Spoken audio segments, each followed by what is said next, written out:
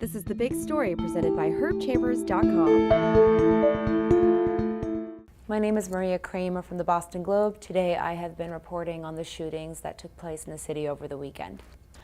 One of the shootings that took place over the weekend that police are investigating is the shooting death of a 39-year-old woman by the name of Tahisha Milton. She was 39 years old and she had 4 children.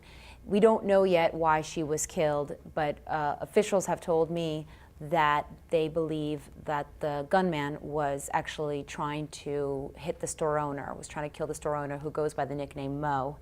And this gunman, who was actually caught on videotape, we don't exactly know what was caught on videotape, but he was seen on videotape. This gunman used an AK-47.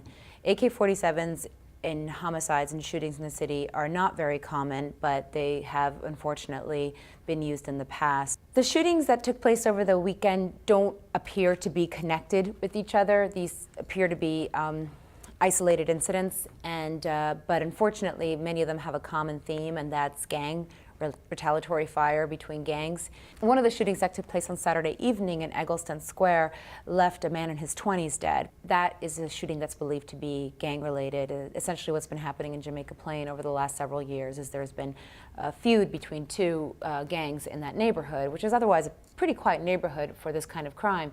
And unfortunately, it's punctured by this kind of violence. Recently, there's been more of it, and it culminated into the shooting death of this young man. As far as why there's a lot of gang activity, there are many theories for why gang activity may or may not increase, but essentially what tends to drive a lot of these shootings are retaliatory shootings. In other words, this is usually retaliation for something, some slight, some wrong that was done before. Sometimes that can be a very petty slight, an insult, some sort of street fight.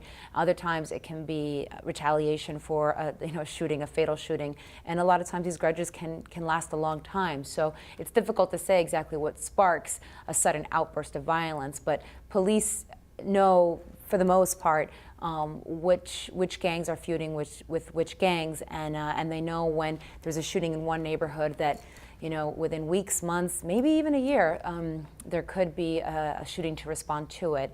And what we saw in Eggleston Square appears to be a symptom of that kind of problem in the city.